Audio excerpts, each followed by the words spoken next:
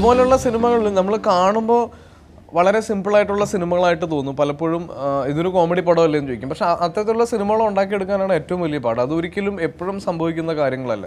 ഇപ്പോൾ ഹണീബി എന്ന് പറഞ്ഞ സിനിമ അത്ഭുതങ്ങളിൽ ഒന്നായിട്ടാണ് ഞാൻ കാണുന്നത്. കാര്യം അതിലൊരു പുതിയ പ്രമേയം എന്ന് പറയാൻ നമുക്ക് വളരെ ഇതായിട്ട് എടുത്ത് കാണിക്കാൻ പറ്റിയതൊന്നുമില്ല. നമുക്കറിയാവുന്ന കഥകൾ തന്നെയാണ്. പക്ഷെ അതിൻ്റെ ട്രീറ്റ്മെൻറ്റിൽ അല്ലെങ്കിൽ അതിലെ ഡയലോഗ്സിലാണ് ആ സിനിമ ഹൈലൈറ്റ് ചെയ്ത് നിൽക്കുന്നത്. അപ്പോൾ അതൊക്കെ വളരെ വൺസ് ഇൻ എ വൈൽ സംഭവിക്കുന്ന കാര്യങ്ങളാണ്. അപ്പോൾ അതങ്ങനെ ബോധപൂർവമായ ഒരു തീരുമാനമോ ഒരു ചോയ്സോ ഒന്നുമല്ല. പക്ഷേ ഹണീബി ആണ് ഞാൻ എപ്പോഴും പ്രിഫർ ചെയ്യുന്ന സിനിമ. അതിനിടയിൽ ഞാൻ പറഞ്ഞല്ലോ, ഈ സിനിമയുടെ സ്ക്രിപ്റ്റ് കേട്ട് കഴിഞ്ഞാൽ ഞാനെന്നല്ല ഒരു ആക്ടറും നോ പറയില്ല. ഞാൻ എല്ലാ സിനിമയിലും കൂട്ടായ്മ. കാര്യം ഒരിക്കലും തലേ ദിവസം വന്ന് ജോയിൻ ചെയ്ത് ഒരു സിനിമയിൽ പ്രവർത്തിക്കുന്ന ഒരു ആക്ടറോ അല്ലെങ്കിൽ ഒരു സിനിമയുടെ ഭാഗമല്ല ഞാൻ ഇഷ്ടപ്പെടുന്നതല്ല. ഞാൻ ചെയ്യുന്ന സിനിമകളിലെല്ലാം ഇതിൻ്റെ പ്രീ പ്രൊഡക്ഷൻ മുതൽ ഇതിൻ്റെ പോസ്റ്റ് പ്രൊഡക്ഷൻ, ഇതിൻ്റെ റിലീസ് വരെ എൻ്റെ ഒരു സാന്നിധ്യം എല്ലാത്തിലും ഉണ്ടാവാൻ ഞാൻ ശ്രമിക്കാറുണ്ട്. കാരണം സിനിമയെ കൂടുതൽ അറിയും തോറും എനിക്ക് അടുത്ത സിനിമകളിൽ അത് കൂടുതൽ ഈസി ആയിട്ട് വരും. അപ്പോൾ സിനിമയോടുള്ള ഒരു സ്നേഹം അല്ലെങ്കിൽ ഒരു ഇഷ്ടമാണ് അതിന് കാരണം. പിന്നെ ഒരു കൂട്ടായ്മ എന്ന് പറഞ്ഞാൽ തീർച്ചയായിട്ടും ഇപ്പോൾ ബീച്ചേട്ടനും ഇതിൻ്റെ സ്ക്രിപ്റ്റ് റൈറ്റേഴ്സും അല്ലെങ്കിൽ ഇതിൻ്റെ ഡയറക്ടറും എല്ലാവരും ഞാനായിട്ടുള്ളൊരു അടുപ്പം ഈ സിനിമയെ വളരെയധികം എന്നെ സഹായിച്ചിട്ടുണ്ട്. അപ്പോൾ അത് ഓരോ സിനിമയിലും ഇപ്പോൾ ഹണീബി അങ്ങനെ ചോദിച്ചാലും ഹണീബിയും ഇതുമായിട്ട് ഒരു രീതിയിലും കമ്പയർ ചെയ്യാൻ പറ്റില്ല. കാര്യം ഹണീബി എൻ്റെ ഒരു ഹോം പ്രൊഡക്ഷൻ എന്ന് പറയുന്ന ഒരു സിനിമയാണ്. കാര്യം ഞാൻ കളിച്ചു വളർന്ന അല്ലെങ്കിൽ എൻ്റെ ചുറ്റുമുള്ള ഫ്രണ്ട്സ് ചേർന്നെടുത്തൊരു സിനിമയാണത്. അപ്പോൾ അതിലാണ് ഒരുപക്ഷെ ഞാൻ കൂടുതൽ ഇൻവോൾവ് ആയിട്ടുള്ള സിനിമ. പക്ഷേ ഈ സിനിമ ഞാൻ പറഞ്ഞല്ലോ, ഇത് എന്നെ സംബന്ധിച്ചിടത്തോളം ഒരു പേഴ്സണലി ഞാൻ ഇഷ്ടപ്പെടുന്ന ഒരു ക്യാരക്ടറും ഒരു സിനിമയുമാണ്. ഇതിൻ്റെ ഒരു സ്ക്രിപ്റ്റിൻ്റെ ഒരു ബ്രില്യൻസ് ആണ് ഈ സിനിമയോട് ഇത്രയും എനിക്കൊരു അറ്റാച്ച്മെൻറ്റ് തരുന്നത്. അപ്പോൾ അതുകൊണ്ട് എൻ്റെ എല്ലാ സിനിമയിലും ഉള്ള ഒരു സാന്നിധ്യം തന്നെയാണ് ഈ സിനിമയിലും ഉള്ളത്. ഈ ആദ്യം പറഞ്ഞതും അവസാനം പറഞ്ഞതും കൂടെ ചേർന്നതാണ് പാഷൻ എന്ന് പറയുന്ന ഒരു കാര്യം. പടവും ക്യാരക്ടറും കൂടെ നമ്മൾ ആഗ്രഹിക്കുന്നതിനാണ് സിനിമയുടെ പാഷൻ എന്ന് പറയുന്നത്.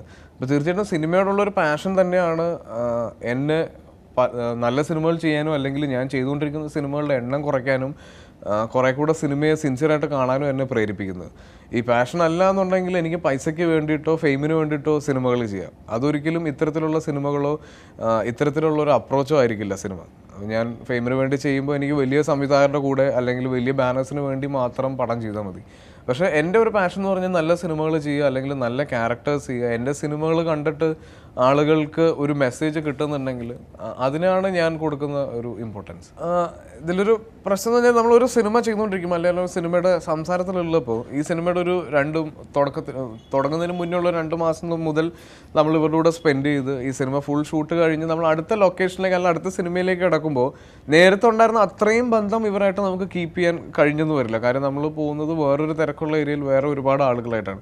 പക്ഷെ ഇവരെല്ലാവരുമായിട്ട് ഏത് നിമിഷം കാണാനും ഏത് രീതിയിൽ സംസാരിക്കാനും ഉള്ള ഒരു ഫ്രീഡം ഇവർക്ക് എല്ലാവർക്കും ഞാനായിട്ടുണ്ട്.